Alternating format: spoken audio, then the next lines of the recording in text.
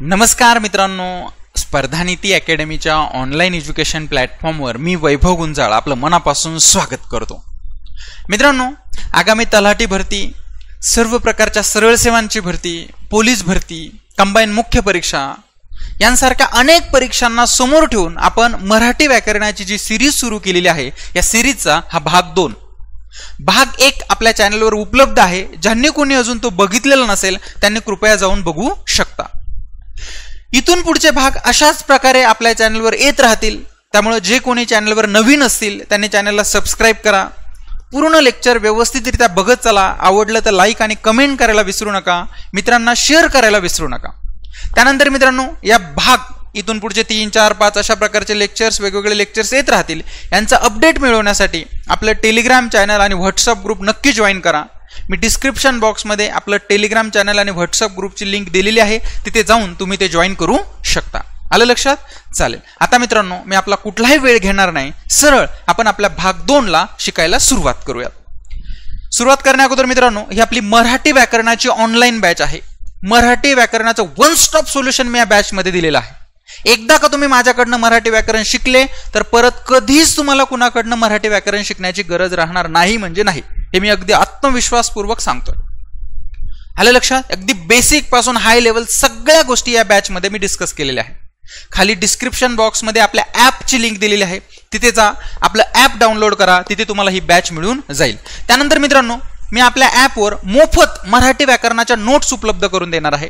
ज्या नोट्समधून सगळे प्रश्न त्या नोट्समधूनच येतात, किंवा जे प्रश्न वेगवेगळ्या एक्झामला मराठी व्याकरणावर विचारले जातात, बऱ्यापैकी जवळपास सगळेच प्रश्न त्या नोट्समधून असतात. हे तुम्हाला बघायचं असेल तर तुम्ही ॲपवर जाऊ शकता, त्या नोट्स बघू शकता. तिथे तुम्हाला त्या नोट्स दिसेल. आतापर्यंत आलेले प्रश्न बघू शकता, ती नोट्स बघू शकता. तुमच्या लगेच लक्षात येईल की ह्या नोट्स आपल्यासाठी खूप उपयुक्त आहे. तुम्हाला जर फक्त त्या नोट्स वाचून मराठी व्याकरणाची तयारी तुमच्याकडून होत असेल तर बिनधास्त करा. आणि नोट्स परिपूर्ण समजून घ्यायचे असेल तर या बॅचची मदत घेऊ शकता. पण एकच सांगतो, मराठी व्याकरणाचं वन स्टॉप सोल्युशन ही बॅच आहे, किंवा आपल्या नोट्स आहेत. लक्षात? चालेल. मी अशी अपेक्षा करतो मला काय म्हणायचं हे तुम्हाला समजलं असेल. त्यानंतर मित्रांनो, आपली ही इकॉनॉमिक्सची बॅच आहे, चालू घडामोडीची बॅच आहे. या सगळ्या बॅचेस आपल्या ॲपवर उपलब्ध आहेत. तुम्ही तिथे जाऊ शकता. डिस्क्रिप्शन बॉक्समध्ये ॲपची लिंक आहे. लक्षात? त्यानंतर मित्रांनो, आता आपण कुठलाही वेळ तुमचा घेणार नाही. सरळ आपण आपल्या भाग 2ला शिकायला सुरुवात करूयात. अशी अपेक्षा करतो भाग 1 मध्ये खूप साऱ्या गोष्टी अगदी व्यवस्थित आणि परिपूर्णरित्या तुम्हाला शिकायला मिळालेल्या असतील. ओके. त्याचप्रमाणे आता भाग 2 मध्ये पण खूप महत्त्वाच्या गोष्टी आपण डिस्कस करणार आहोत. बघा, भाग 2चा आपला पहिला प्रश्न आहे. काय प्रश्न आहे बघा मित्रांनो, मराठी भाषा लिपीस कोणत्या नावाने ओळखले जाते? म्हणजे आपण जी मराठी भाषा लिहितो, ही मराठी भाषा लिहिण्याची जी लिपी आहे, ही लिपी कोणत्या नावाने ओळखली जाते? अशा प्रकारचा प्रश्न आहे. आता मित्रांनो, याचे ऑप्शन वाचण्या अगोदर थोडक्यात लिपीबद्दल बोलतो. बघा मित्रांनो, कोणतीही भाषा असू द्या, आपण वेगवेगळ्या ठिकाणी बघता भारतामध्ये वेगवेगळ्या भाषा बोलल्या जातात, बरोबर? ओके. कोणतीही भाषा असू द्या, ती बोलणं वेगळं, आणि जर ती आपल्याला लिहायची असेल तर आपल्याला लिपीच लागते. म्हणजे साध्या सोप्या सरळ भाषेत तुम्हाला सांगतो, कोणतीही भाषा जर आपल्याला लिहायची असेल तर ती भाषा लिहिण्यासाठी आपल्याला लिपी लागते. जर लिपी नसेल तर आपल्याला कोणतीच भाषा लिहिता येणार नाही. म्हणजे भाषा लिहिण्यासाठी लिपी खूप महत्वाची आहे. कारण लिपी सांगते की तुम्ही भाषा बोलताना जे ध्वनी मुखावाटे बाहेर टाकतात, हे उच्चारलेले ध्वनी कशा प्रकारे लिहायचे. क उच्चारला तर क कशा प्रकारे लिहायचं हे आपल्याला लिपी सांगते. म्हणजे ज्यावेळेस आपण भाषा बोलतो आणि बोललेली भाषा ज्यावेळेस आपल्याला लिहायची असते, त्यावेळेस ती लिहिण्यासाठी आपल्याला लिपी लागते. याचा अर्थ प्रत्येक भाषा लिहिण्यासाठी लिपी लागते, त्याशिवाय ती भाषा लिहिता येणार नाही. म्हणजे लिपी आहे म्हणून लेखन शक्य आहे. लिपी आहे म्हणून भाषा लिहिता येते. लिपी नसती तर आपल्याला लिहिता आलं नसतं. त्याचप्रमाणे मित्रांनो, मराठी भाषा लिहिण्याच्या पण लिपी आहेत. आणि मराठी भाषा लिहिण्याची जी लिपी आहे त्या लिपीला देवनागरी लिपी असं म्हटलं जातं. बघा, प्रश्न इकडे लक्ष द्या. मराठी भाषाची जी लिपी आहे, या लिपीस कोणत्या नावाने ओळखले जाते? मित्रांनो, वर्णमाला लिपी, देवनागरी लिपी, बाळबोध लिपी, आदर्श लिपी.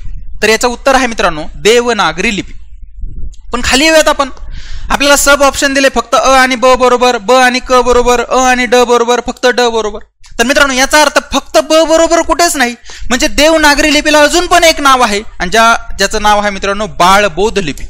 कोणती लिपी मित्रांनो सांगा? बाळबोध लिपी. मग मराठी भाषा ज्या लिपीमध्ये लिहिली जाते ती लिपी आहे देवनागरी लिपी, आणि देवनागरी लिपीचंच दुसरं नाव आहे मित्रांनो बाळबोध लिपी. म्हणजे ब आणि क हे आपलं बरोबर असायला पाहिजे. ब आणि क हे 2 नंबरचं ऑप्शन आपलं बरोबर आहे. आलं लक्षात? चालेल. तुम्हाला जर प्रश्न आला मराठी भाषा लिपीस कोणत्या नावानं ओळखलं जातं, मराठी भाषा कोणत्या लिपीत लिहिली जाते, तर त्याचं उत्तर आहे मित्रांनो देवनागरी लिपी. देवनागरी लिपीचं दुसरं नाव काय? तर देवनागरी लिपीचं दुसरं नाव आहे बाळबोध लिपी. कोणतं सांगा मित्रांनो? बाळबोध लिपी. आलं लक्षात? ओके. आता थोडंसं डिटेल जाऊयात अजून. बरं, देवनागरी लिपी जी आहे यानुसार आपण मराठी भाषा लिहितो. अनेक भाषा देवनागरी लिपीमध्ये लिहिल्या जातात आणि मराठीने पण भाषा लिहिण्यासाठी देवनागरी लिपीचा स्वीकार केलेला आहे. मग देवनागरी लिपीला देवनागरी लिपी असं का म्हणतात? तर बघा मित्रांनो, त्याचं उत्तर तुम्हाला सांगतो. देवनागरी लिपी जी आहे ना, ही लिपी भारतामध्ये आर्यांनी आणलेली आहे. आर्य लोक ज्यावेळेस भारतामध्ये आले, या आर्य लोकांमुळे कोणती लिपी भारतामध्ये आलेली आहे? देवनागरी लिपी. बघा, मग दुसरा प्रश्न तुमचा क्लिअर होईल इथं. देवनागरी लिपी भारतामध्ये कोणी आणली किंवा कोणामुळे आली? तर ती आर्य लोकांमुळे आली. आर्य लोक ज्यावेळेस भारतामध्ये आले त्यावेळेस त्यांच्यासोबत किंवा त्यांनी आणलेली लिपी म्हणजे देवनागरी लिपी. मित्रांनो, हे जे आर्य लोक भारतामध्ये होते ना, यांना भारतामध्ये देव समजलं जायचं. काय समजलं जायचं? देव समजलं जायचं. आणि मित्रांनो, हे आर्य लोक भारतामध्ये ज्यावेळेस आले त्यावेळेस ते नगरात राहू लागले किंवा शहरात राहू लागले, म्हणजे नगर करून ते राहू लागले. म्हणून मित्रांनो, देवनागरी लिपी आर्यांनी भारतात आणली. आर्य लोकांना देव समजलं जायचं आणि ते नगरात किंवा शहरात राहायचे, म्हणून आर्य लोकांनी आणलेल्या लिपीला देवनागरी लिपी असं म्हटलं जातं. चालेल. देवनागरी लिपीला देवनागरी लिपी असं का म्हटलं जातं? देवनागरी लिपी ही आर्य लोकांनी भारतात आणली. देवनागरी लिपी आर्य लोकांनी भारतात आणली. आर्य लोकांना भारतात देव समजलं जायचं. काय समजलं जायचं? देव समजलं जायचं. आणि आर्य लोक ही नगरात राहायचे, म्हणून या आर्यांनी आणलेल्या लिपीला देवनागरी लिपी असं म्हटलं जातं. काय म्हटलं मित्रांनो सांगा? देवनागरी लिपी. कळलं आता देवनागरी लिपीला देवनागरी लिपी असं का म्हटलं जातं? येस. त्यानंतर मित्रांनो, देवनागरी लिपीचं दुसरं एक नाव आहे बाळबोध लिपी. मग देवनागरी लिपीला बाळबोध लिपी असं का म्हणतात? तर मित्रांनो, देवनागरी लिपी, बाळ म्हणजे लहान मूल आणि बोध म्हणजे समजणे. लहान मुलाला समजेल इतकी सोपी लिपी आहे, म्हणून देवनागरी लिपीला बाळबोध लिपी असं म्हटलं जातं. बघा किती प्रश्न सुटले किंवा किती गोष्टी तुम्हाला माहिती झाल्या. पहिलं, मराठी भाषेची जी लिपी आहे ती कोणती लिपी आहे? देवनागरी लिपी. देवनागरी लिपीला देवनागरी लिपी असं का म्हणतात? कारण देवनागरी लिपी आर्यांनी भारतात आणली. आर्य लोकांना देव समजलं जायचं आणि आर्य लोक नगरात राहायचे, शहरात राहायचे, म्हणून देवनागरी लिपीला देवनागरी लिपी असं म्हणतात. त्यानंतर देवनागरी लिपीला दुसरं नाव आहे बाळबोध लिपी. देवनागरी लिपीला बाळबोध लिपी असं का म्हणतात? कारण बाळ म्हणजे लहान मूल, बोध म्हणजे समजेल. देवनागरी लिपी लहान मुलांना समजेल इतकी सोपी आहे, म्हणून तिला बाळबोध लिपी असं म्हटलं जातं. आलं लक्षात? अशा एवढ्या गोष्टी लक्षात ठेवा. मराठी भाषेची लिपी कोणती आहे मित्रांनो? देवनागरी लिपी. मग ब आणि क, देवनागरी लिपी आणि बाळबोध लिपी. क्लिअर? मी अशी अपेक्षा करतो ह्या गोष्टी तुमच्या सहजरित्या लक्षात आल्या असतील. त्यानंतर पुढचा प्रश्न आहे मित्रांनो, समजून घ्या. ठराविक क्रमाने आलेल्या अक्षरांच्या समूहाला, समजून घ्या व्यवस्थित. ठराविक क्रमाने आलेल्या अक्षरांच्या समूहातून एक विशिष्ट अर्थ व्यक्त होतो, त्याला डॅश डॅश असं म्हणतात. बघा समजून घ्या. ठराविक क्रमाने आलेल्या अक्षरांच्या समूहातून एक विशिष्ट अर्थ व्यक्त होतो, त्याला काय म्हणतात? तर मित्रांनो, त्याला शब्द असं म्हटलं जातं. काय म्हटलं जातं मित्रांनो सांगा? शब्द. समजून घ्या. मी अगदी व्यवस्थित आणि सुंदररित्या याचं एक्सप्लेनेशन देतो, फक्त लेक्चर व्यवस्थित मन लावून बघत चला. ठराविक क्रमाने आलेल्या अक्षरांच्या समूहाला शब्द असं म्हणतात. पण केव्हा? ज्या वेळेस त्या समूहातून एक विशिष्ट अर्थ व्यक्त होतो तेव्हाच त्याला शब्द म्हटलं जातं. म्हणजे साध्या सोप्या सरळ भाषेत ज्या वेळेस अक्षर एकत्र येतात त्यावेळेस शब्द तयार होतो. बघा परत बोलतो, अक्षर ज्यावेळेस येतात किंवा अक्षरांचा समूह एकत्र येतो त्यावेळेस शब्द तयार होतो. पण मित्रांनो, अक्षरांचा समूह फक्त एकत्र येऊन उपयोग नाही, तर त्या एकत्र आलेल्या अक्षरांच्या समूहाला काहीतरी अर्थ प्राप्त झाला तरच त्याला शब्द असं म्हणायचं. प्लीज लक्ष द्या. मी बेसिक सांगितलंय, 50% आता कळालंय, 50% नाही, 100-101% आता कळेल. इकडे लक्ष द्या. शब्द म्हणजे काय मित्रांनो? शब्द म्हणजे अक्षरांचा समूह. बघा समजून घ्या व्यवस्थित. शब्द म्हणजे काय मित्रांनो सांगा? अक्षरांचा समूह. म्हणजे वेगवेगळी अक्षरं एकत्र येऊन काय तयार होतो? शब्द. आलं लक्षात? ओके. जसं मी म्हटलं द ग ड, याच्यामध्ये किती अक्षर एकत्र आले रे? 3 अक्षर. कोणती कोणती? द हे अक्षर एकत्र आलं, ग अक्षर एकत्र आलं, ड अक्षर एकत्र आलं. 3 अक्षर एकत्र येऊन काय तयार झालं रे मित्रांनो? शब्द तयार झाला. म्हणजे अक्षरांचा समूह किंवा अक्षर एकत्र येऊन काय तयार होतो? शब्द. पण मित्रांनो, फक्त अक्षर एकत्र येऊन उपयोग नाही. तर त्या एकत्र आलेल्या अक्षराला काहीतरी अर्थ प्राप्त झाला पाहिजे, तेव्हाच त्याला शब्द म्हणता येतं. आता दगड या शब्दामध्ये 3 अक्षर एकत्र आले, द ग ड, आणि एकत्र येऊन दगड याला काहीतरी अर्थ भाषेमध्ये प्राप्त झाला. कारण मी जर म्हणलं दगड तर तुम्हाला काहीतरी अर्थ सूचित होतो की दगड काहीतरी आहे बापा. याचा अर्थ दगड यामध्ये अक्षर एकत्र आले आणि एकत्र आलेल्या अक्षराला काहीतरी अर्थ प्राप्त झाला, म्हणून दगडला आपण काय म्हणू शकतो, शब्द. त्यानंतर मी जर म्हटलं मित्रांनो व ग त, काय म्हटलं सांगा, व ग त. मला सांगा रे, या व ग त या शब्दामध्ये पण अक्षर एकत्र आली, कोणती कोणती सांगा, व एकत्र आलं, ग एकत्र आलं, त, हे 3 अक्षर एकत्र आली. पण फक्त अक्षर एकत्र येऊन उपयोग आहे का? शब्द म्हणण्यासाठी एकत्र आलेल्या अक्षराला काहीतरी अर्थ प्राप्त झाला पाहिजे. आता मी तुम्हाला जर म्हणलं वगत, तर तुम्हाला मराठी भाषेमध्ये कोणता अर्थ प्राप्त होतो? कोणताच नाही. याचा अर्थ हे अक्षर एकत्र आली पण याला अर्थ प्राप्त होत नाही, म्हणून याला मी शब्द म्हणू शकत नाही. त्यानंतर मी म्हटलं ग व त. मला सांगा गवत्याच्यामध्ये किती अक्षर एकत्र आली? 3. कोणती कोणती? ग व आणि त. हे 3 अक्षर एकत्र येऊन याला काहीतरी अर्थ प्राप्त झाला. कारण गवत म्हटल्यानंतर भाषेमध्ये आपल्याला काहीतरी अर्थ कळतो. मग या एकत्र आलेल्या अक्षरांच्या समूहाला काय म्हटलं जातं? शब्द. मग मित्रांनो शब्द म्हणजे काय? तर अक्षर एकत्र येऊन शब्द बनतो.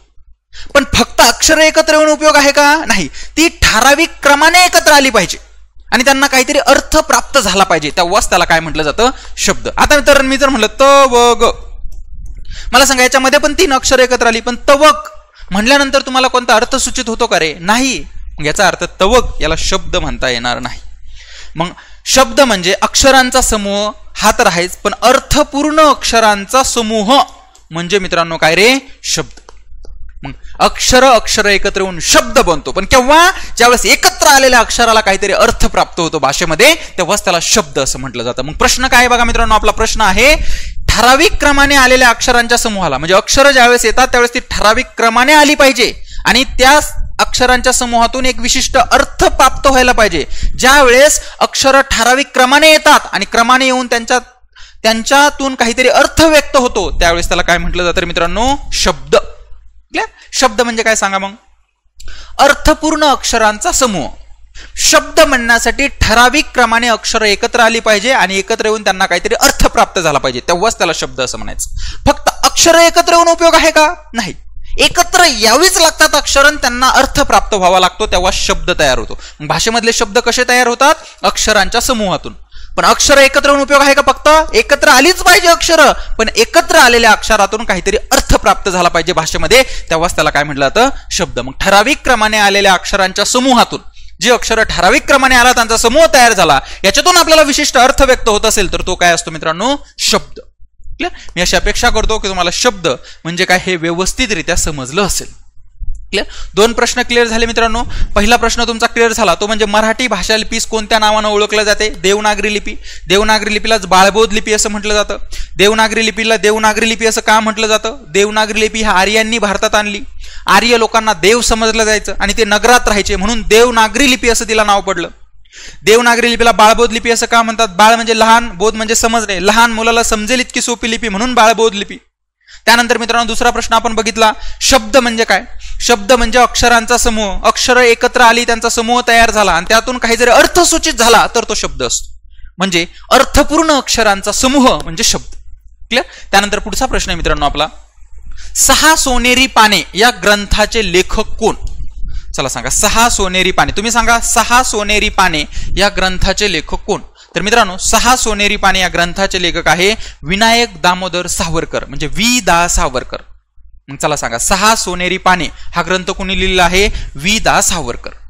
आता मित्रांनो यावर अनेक प्रश्न विचारले जातात, हा ग्रंथाचे लेखक कोण आहे? विशेषतः सरळ सेवेला, पोलीस भरतीला खूप सारे प्रश्न यावर असतात. मग मी काय करतो, तुम्हाला जवळपास जे महत्वाचे ग्रंथ आहे मराठी भाषाशी संबंधातले किंवा याच्यातले जे महत्वाचे ग्रंथ आहे त्या ग्रंथाची एक लिस्ट सांगतो. ती लिस्ट व्यवस्थितरित्या लक्षात ठेवा, सहजासहजी त्याच्या बाहेर प्रश्न येत नाही. मग सांगा 6 सोनेरी पाने यांचे लेखक कोण आहे? वि. दा. सावरकर. तसंच आपण काय करू, आता इथं काही ग्रंथ बघू आणि त्यांचे लेखक बघू. लक्षात? तुम्ही याचा नंतर मी शिकवल्यानंतर याचा स्क्रीनशॉट मारून घेऊ शकता, जेणेकरून तुम्ही तुमच्या नोट्समध्ये हे लिहून घ्या किंवा रिवाइज करत राहा. बघा मित्रांनो, पहिला आपला ग्रंथ आहे शास्त्रीय मराठी व्याकरण. शास्त्रीय मराठी व्याकरण हा ग्रंथ आहे मित्रांनो मो. के. दामले यांचा. हे एक व्याकरणकार होते, मोरो केशव दामले. कोण सांगा मित्रांनो? मोरो केशव दामले हे एक व्याकरणकार होते आणि मित्रांनो मो के दामले यांनी लिहिलेला ग्रंथ आहे शास्त्रीय मराठी व्याकरण. कोणता सांगा? शास्त्रीय मराठी व्याकरण. त्यानंतर मित्रांनो दादोबा पांडुरंग तर्खडकर, दादोबा दापा तर्खडकर म्हणजे दादोबा पांडुरंग तर्खडकर यांचे 2 ग्रंथ आहे मित्रांनो, महाराष्ट्र भाषेचे व्याकरण आणि मराठी लघु व्याकरण. हे पण एक व्याकरणकार होते, समाज सुधारकामध्ये पण तुम्ही त्यांचं नाव ऐकता. मग दादोबा पांडुरंग तर्खडकर यांनी 2 महत्वाचे ग्रंथ लिहिलेले आहे, महाराष्ट्र भाषेचे व्याकरण आणि मराठी लघु व्याकरण. त्यानंतर मित्रांनो मराठी व्याकरणावरील निबंध हा ग्रंथ लिहिलेला आहे कृष्णशास्त्री चिपळूणकर यांनी. चला बोला, मराठी व्याकरणावरील निबंध हा ग्रंथ कोणी लिहिलेला आहे? कृष्णशास्त्री चिपळूणकर. त्यानंतर मित्रांनो आधुनिक मराठीचे उच्चतर व्याकरण हा ग्रंथ लिहिलेला आहे म पा सबनीस, महादेव पांडुरंग सबनीस. त्यानंतर मित्रांनो विवेक सिंधू हा ग्रंथ लिहिलेला आहे मुकुंद राज. त्यानंतर लीळा चरित्र हा ग्रंथ लिहिलेला आहे माहीम भट्ट. आणि श्री ज्ञानदेवी अमृतानुभव हा ग्रंथ लिहिलेला आहे श्री ज्ञानदेव यांनी. आलं लक्षात? मग मित्रांनो अशा प्रकारे अजून पण पुढे आहेत ते पण सांगतो. हे ग्रंथ आणि त्यांचे लेखक लक्षात ठेवा. ते लगेच तुमच्या पाठ होतील याची मला अपेक्षा पण नाही, पण हे तुम्ही नंतर लिहून काढा, लक्षात ठेवा. फिक्स मार्क आहे, आपल्या हक्काचे मार्क्स आहेत असे मार्क्स. याचा एक स्क्रीनशॉट मारून घ्या, जेणेकरून काय होईल तुम्हाला नंतर रिव्हिजन करायला जे आहे तर या गोष्टी कामं येतील. आलं लक्षात? येस. त्यानंतर मित्रांनो पुढे बघूयात, काही पुस्तक आहे आणि त्यांची लेखक आहेत. ज्ञानेश्वरी, ज्ञानेश्वरी कुणी लिहिलेली आहे? संत ज्ञानेश्वर यांनी. ज्ञानेश्वरीचंच दुसरं नाव आहे मित्रांनो भावार्थ दीपिका. मग तुम्हाला उद्या जर विचारलं भावार्थ दीपिका या ग्रंथाचे लेखक कोण, तर संत ज्ञानेश्वर. कारण ज्ञानेश्वरीचंच दुसरं नाव आहे भावार्थ दीपिका, लक्षात ठेवा व्यवस्थित. त्यानंतर पंचवार्तिक हा ग्रंथ भीष्माचार्य यांनी लिहिलेला आहे. त्यानंतर शाकुंतल हा ग्रंथ कालिदास यांनी लिहिलेला आहे. त्यानंतर 6 सोनेरी पाने हा ग्रंथ वि दा सावरकर यांनी लिहिलेला आहे. याच्यावरच आपला प्रश्न आहे, 6 सोनेरी पाने हा ग्रंथ कोणी लिहिलेला आहे? विनायक दामोदर सावरकर, वि दा सावरकर. त्यानंतर मित्रांनो मनाचे श्लोक हा ग्रंथ संत रामदास यांनी लिहिलेला आहे. त्यानंतर विशाखा हा ग्रंथ कुसुमाग्रज, कुसुमाग्रज यांचं नाव काय होतं? विष्णू वामन शिरवाडकर, वि वा शिरवाडकर. तुम्ही ऐकता ना कुसुमाग्रज, कुसुमाग्रज म्हणजे विष्णू वामन शिरवाडकर, आणि यांचा ग्रंथ आहे विशाखा. त्यानंतर the grammar of Marathi language हा ग्रंथ लिहिलेला आहे विल्यम कॅरी. कुणी सांगा मित्रांनो? William carry. आणि सुगम मराठी व्याकरण मोरा वाळंबे. अशा प्रकारे मित्रांनो एक्झाम पॉइंट ऑफ व्ह्यू हे महत्वाचे ग्रंथ आहेत आणि हे त्यांचे लेखक आहेत. लक्षात? याचा पण एक स्क्रीनशॉट मारून घ्या, जेणेकरून काय होईल की तुम्हाला नंतर रिव्हिजन करायला किंवा लिहून घ्यायला सोपं जाईल.